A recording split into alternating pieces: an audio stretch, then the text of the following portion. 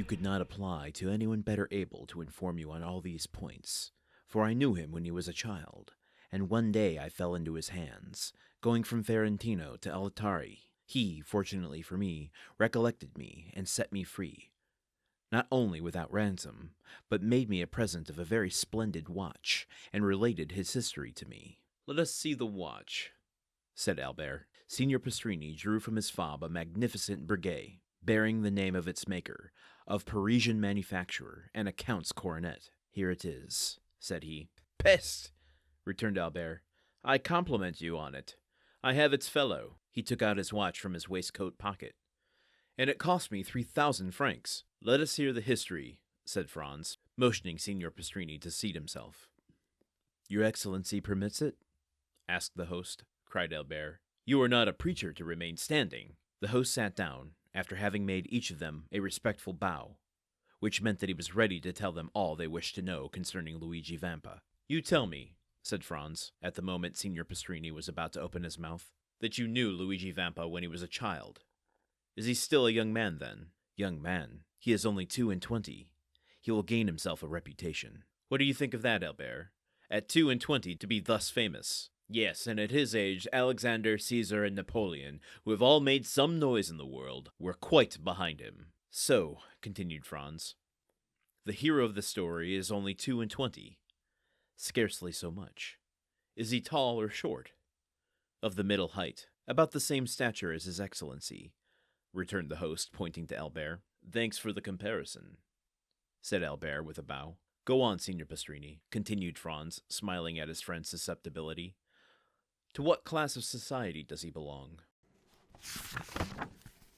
"Okay, pull back on the curtain.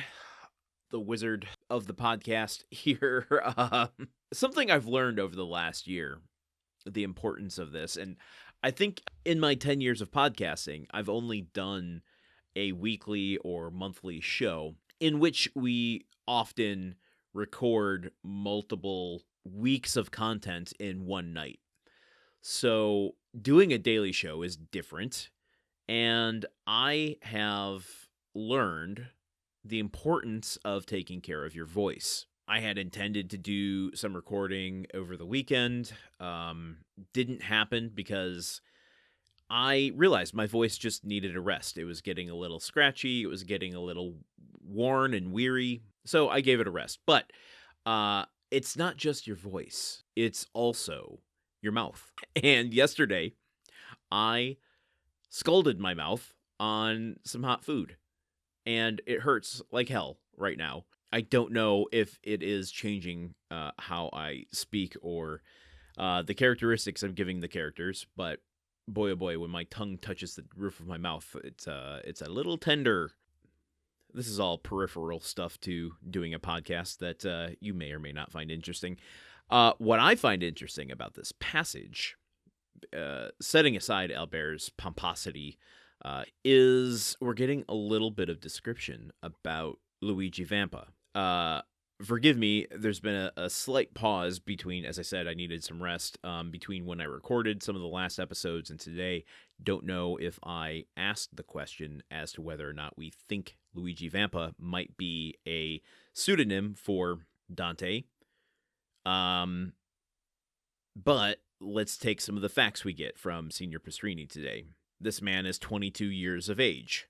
Well, that alone says that it can't be Dante, because Dante, God, how old is he at this point? Okay, 14 years in prison. He went in at 19, so that made him 29, about 35. 8 years have passed over the course of those chapter breaks, so if he was 33, 8 years, put him at 41.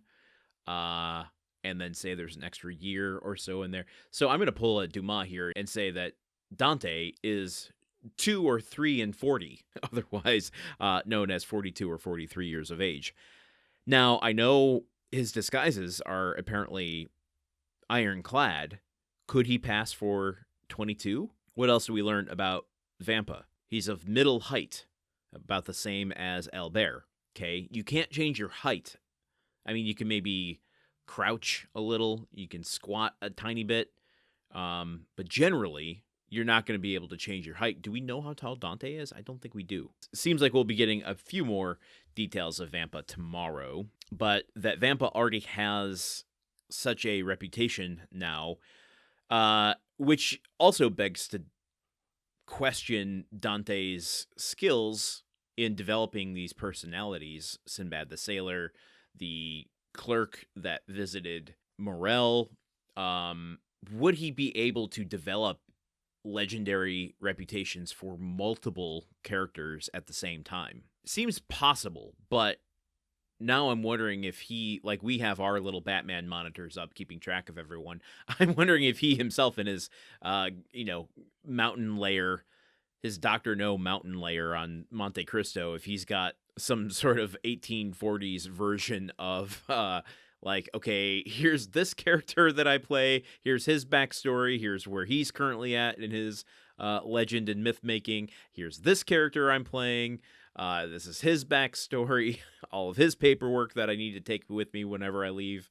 How much organization is Dante doing to keep track of which characters he's playing at which time? We certainly don't want Dante to run into a Mrs. Doubtfire situation at any point here.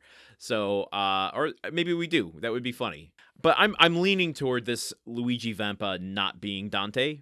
But I suppose we can tune in tomorrow to learn a little bit more about this mythological thief, Bandit, and see if it's him. Signor Pastrini also seems like he's about to go into the history of this character, which, once again, just shows Dumas' penchant for stories within stories, and sometimes stories within stories within stories. So I guess we're learning about Luigi Vampa now. How does he relate to Monte Cristo? I don't know. So I guess just join me here tomorrow while we learn what happens. Until then, okay, goodbye. The Countdown of Monte Cristo is part of the Gruntwork Podcast Network. This show is produced, edited, and hosted by Landon Solano. The original text of The Count of Monte Cristo by Alexander Dumas. Theme song by Magic Solo. If you want to support the show and others like it, visit patreon.com/gruntworkpod. Thank you for listening. See you tomorrow.